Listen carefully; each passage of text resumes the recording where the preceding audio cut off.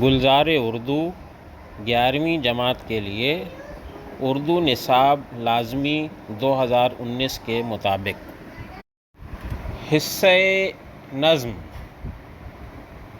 حمد و نعت سبق نمبر 20 حمد ماہر القادری پیدائش 30 جولائی 1906 اتر پردیش ہندوستان، وفات 12 مئی 1978 سعودی عرب۔ تصانیف: کاروان حجاز، یاد رفتگاں، نغمات ماہر، طلسم حیات، فردوس، محسوسات ماہر۔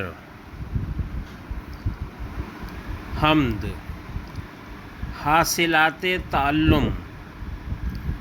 یہ نظم پڑھ کر طلباء نمبر 1 کلام کے اہم نکات بیان تحریر کر سکیں، نمبر 2 کلام سن کر مصرع یا شعر زبانی سنا سکیں، نمبر 3 منظوم تحریر کو اوصاف بلند خوانی کے لحاظ سے پڑھ سکیں۔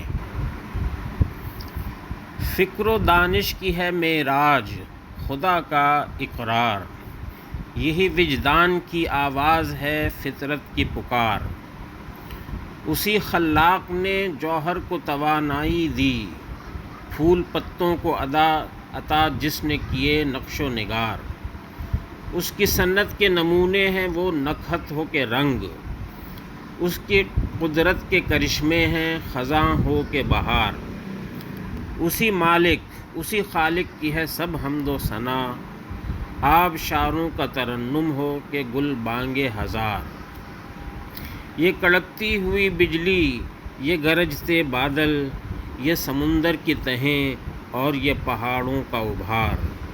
کبھی گرمی کبھی سردی، کہیں سایہ کہیں دھوپ، کہیں جنگل کہیں گلشن، کہیں ٹیلے کہیں غار۔ یہ سب آیات الہی ہیں ذرا غور سے دیکھ، اس کی پھر حمد بیاں کر، اسی خالق کو پکار۔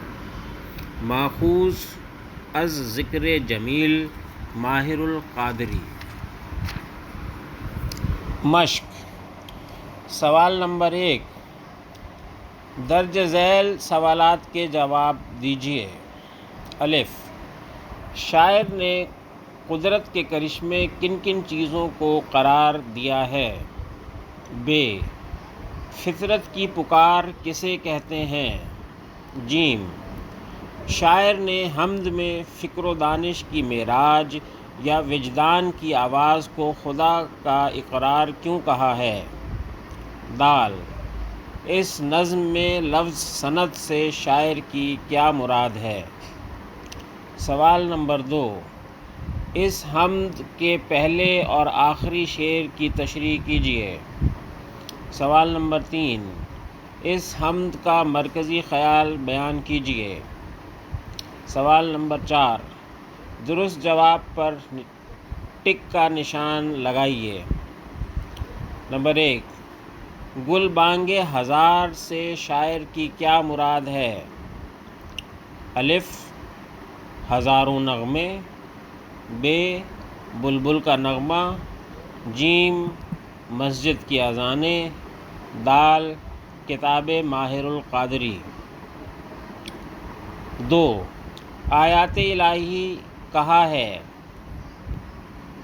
الف: حمد کو، ب: خالق کو پکارنے کو، ج: قرآن پاک کی آیات کو، د: قدرتی مناظر کو۔ 3 شعر میں نکہت ہو کے رنگ سے کیا مراد ہے؟ الف: دھنک، ب: طرح طرح کے مناظر، ج: مختلف پھول، د: مختلف موسم۔ 4 گرمی، سردی، سایہ اور دھوپ علامت ہیں۔ الف: بہار کی، ب: خزاں کی، جیم برسات کی، دال موسموں کی۔ 5 وجدان سے شاعر کی مراد ہے: الف آگہی و شعور، بے عقل و دانش، جیم فہم و فراست، دال ہمت و استقامت۔ سوال نمبر 5، درج ذیل الفاظ و تراکیب کے معنی بتائیے۔ جوہر، فکر و دانش، وجدان، نقش و نگار، نکہت۔ سرگرمیاں، طلباء کمرہ جماعت میں اس حمد کے مصرعے یا اشعار زبانی سنائیں گے۔ گروہ کی صورت میں طلباء حمد کو اوصاف بلند خوانی کے لحاظ سے پڑھ کر سنائیں گے۔ برائے اساتذہ، معلم معلمہ دونوں سرگرمیاں اپنی نگرانی میں کرائیے۔ طلباء کو بلند خوانی کے اوصاف بتائیے: صحت تلفظ، مناسب لب و لہجہ، رموز اوقاف، اعتماد، روانی اور زیر و بم کے لحاظ سے پڑھوانے کے لیے پہلے خود عملی نمونہ پیش کیجیے، پھر ان سے پڑھوائیے، ضرورت ہو تو ان کی اصلاح کیجیے۔ سبق نمبر 20، حمد فرہنگ۔ فکر و دانش، عقل مندی، سمجھ، سوچ بچار۔ معراج، اوپر چڑھنے کا عمل، اعلیٰ درجہ یعنی ترقی کرنا۔ جب آپ اوپر چڑھتے ہیں تو آپ ترقی بھی کرتے ہیں۔ خلاق، تخلیق کرنے کی غیر معمولی قدرت والا۔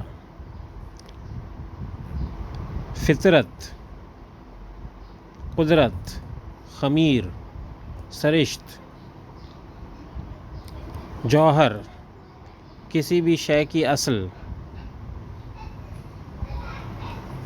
صنعت، تخلیق کرنے کی غیر معمولی قدرت والا۔ صنعت کا مطلب بنانا ہوتا ہے کسی بھی چیز کو۔ نکہت، خوشبو۔ خالق، بنانا، بنانے والا۔ حمد و ثنا، حمد اور ثنا تعریف۔ گل بانگ ہزار، گل بانگ دو لفظوں سے مل کے بنا ہے، گل اور بانگ۔ گل کا مطلب ہوتا ہے پھول، بانگ کا مطلب ہوتا ہے آواز۔ تو ایسی آواز جو پھول جیسی نرم ہو اس کو گل بانگ کہیں گے، ایسی آواز جس کو سن کے دل خوش ہو جائے۔ گلشن، ایسا باغ جہاں کثرت سے پھول لگے ہوں۔ آیات الہی، یعنی اللہ کی آیات۔